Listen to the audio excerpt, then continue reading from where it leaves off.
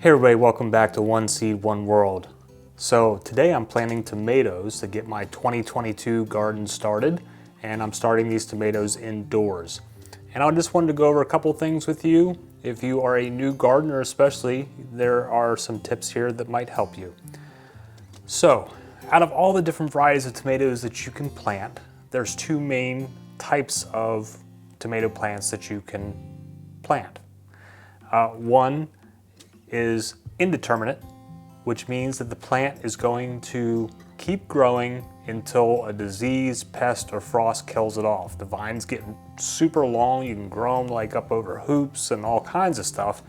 You'll need to stake them, and they're going to take up more room unless you do some more hardcore pruning to them. Then the other type of tomato plant is the determinate, which means that it grows to a certain height and then stops, puts off a certain amount of fruit, and it's done. The determinate varieties, they get about 3 feet tall or so. And so if you are limited on space, like if you're growing your stuff on a balcony, maybe you live in an apartment and you want to just kind of start some tomatoes and kind of get into that gardening feel, maybe choose a determinate variety. And normally when you're buying your seeds from your seed purveyors, they'll list whether it's a determinate or an indeterminate variety. And if they don't list it, you can always Google it and you'll find the answer pretty quickly on the variety that you're choosing. So indeterminate, you're going to need some more room. They're going to keep growing. Determinate, set height, set amount of fruit, and done. So for me this year, I'm doing a mix of both. And my main variety that I'm growing is Cherokee Purple, which is indeterminate, and it's a popular heirloom variety. It's got great big beautiful slicer tomatoes.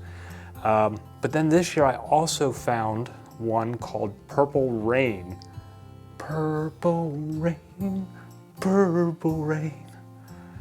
It's spelled different, and I don't sing very well. But anyway, the Purple Rain is very similar to the Cherokee Purple, with the exception that it's a determinate plant. So it's a decent sized slicer tomato, but it comes like in a bush variety. So if you are looking for bush variety but big juicy tomatoes, maybe Purple Rain will work for you. I'm sure there's others out there, but this is a new one that I found that I thought looked kind of exciting. So along with Cherokee Purple and Purple Rain, I'm doing some Dr. Weechee Yellow, and some Chadwick Cherry, as well as some Martino Roma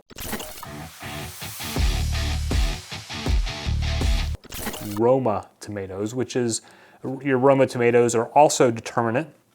They get to a set height, and they're good for like making sauces and whatnot. They're not as juicy. They're more pasty, I guess you call it. Anyway, they're less juicy, more thicker tomatoes that are good for making sauces. So it's always kind of fun to do a mix of all those things. So there's your two types, determinate and indeterminate. Now let's get into some planting. Now you may notice here in my pots that I haven't filled them all the way up with soil. They're maybe only about half full or so, right? Some a little lower than others.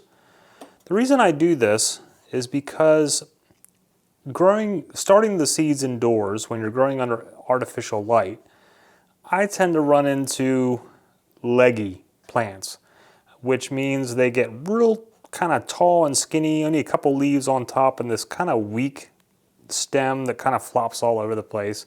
And that can happen indoors when you don't have enough lumens, enough light source with your artificial light. The cool thing about tomatoes is that the vines themselves will put off roots wherever they touch dirt.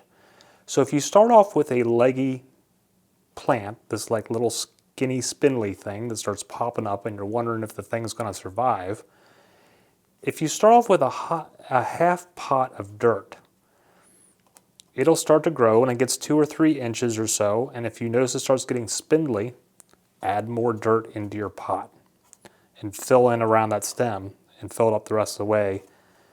The plant will then put off more roots into that additional dirt that you added, which then will make the plant stronger and less spindly. So this, by only filling the pots half full to start, gives me room to add more dirt to make a stronger plant later on.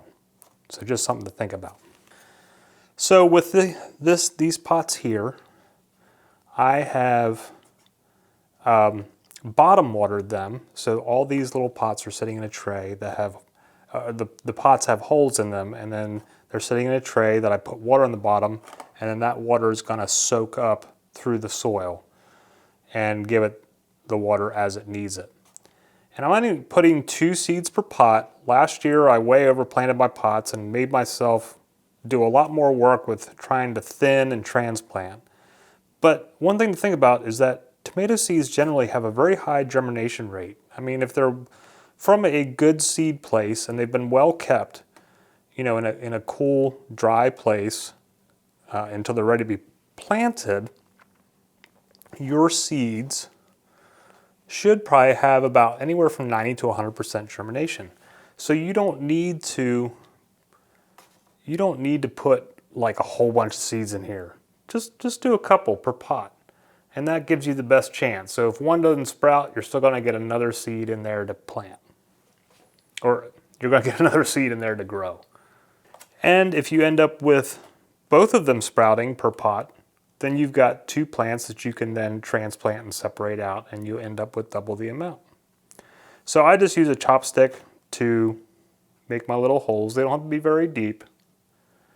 I've got them all set up now here, and now I'll drop my seeds in there. If the seeds are too small for you to work with, just use a pair of tweezers, and then you can pick up each individual seed as you need to, and then drop it into the hole that you've made. There we go. That one was sticking to my tweezers. So I'm just dropping seeds into each hole that I've made in these pots.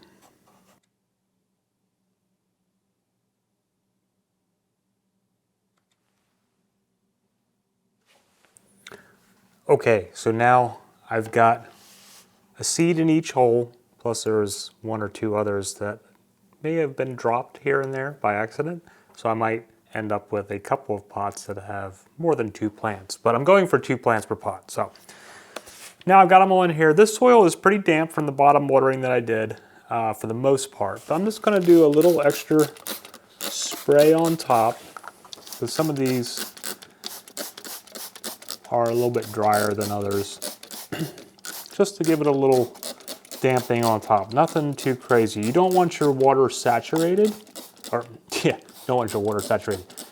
You don't want your soil completely saturated where it's like really soggy, because then if it's too wet, your seed might not germinate, it might just drown. So you want damp soil, moist soil, but you don't want saturated soil. All right, so all the seeds are in. I covered them up, sprayed the top with water. Now I'll put my little markers in that I had already made up. And I recommend that you always put little markers in your plants. I mean, if you're only growing one variety, you can probably get away with not marking them. But, you know, it's always helpful to put in markers, because at some point you're going to forget what you planted. And if you don't have it marked, then it's like guesswork until it finally fruits. So now I'll put these in my little greenhouse and then wait for them to sprout. And that's how easy it is to start tomato seeds indoors. Next step will be once they get sprouted and moving, I'll harden them off, which I'll do a specific video on hardening off because there's some details. It's basically getting them used to real sunlight, so kind of moving them in and outside over a week's time, little bits of time per day. But once I harden them off, I'll separate any that have multiple ones, so then I can expand them. I'll put them in the greenhouse until I'm ready to either sell them or plant them in my garden. And then it's just waiting to get those big old juicy tomatoes. So, there you have it, planting tomatoes. Starting them from seed, you can do this. It doesn't matter if you have acres and acres or if you live in an apartment. if you've got a sunny window, you could probably grow at least one determinate tomato plant and just eat your own tomatoes right out of your own apartment. So anybody can do this. Get them started. And, subscribe to the channel, follow along, and you'll see how this whole year progresses with this year's plantings and the different seeds. I'm going to do different special episodes on specific things that we're doing, and you don't want to miss all that exciting stuff. So, one last thing is that down below in the description, I'll have links to all the different equipment that I use in these videos with my potting, my lighting, I don't know what else, heat mats, the mini greenhouses. So if you want to check some of that stuff out, if you need to get that kind of stuff, I got links to some good stuff that you can use for yourself if you want to. But whatever's going on in your neck of the woods, I hope that it's going great for you and that your seed planting is getting started and you are ready for a full harvest spring and summer and fall of 2022. Anyway, I hope that you are having a great day, and we'll see you again soon. Namaste, everybody. Subscribe.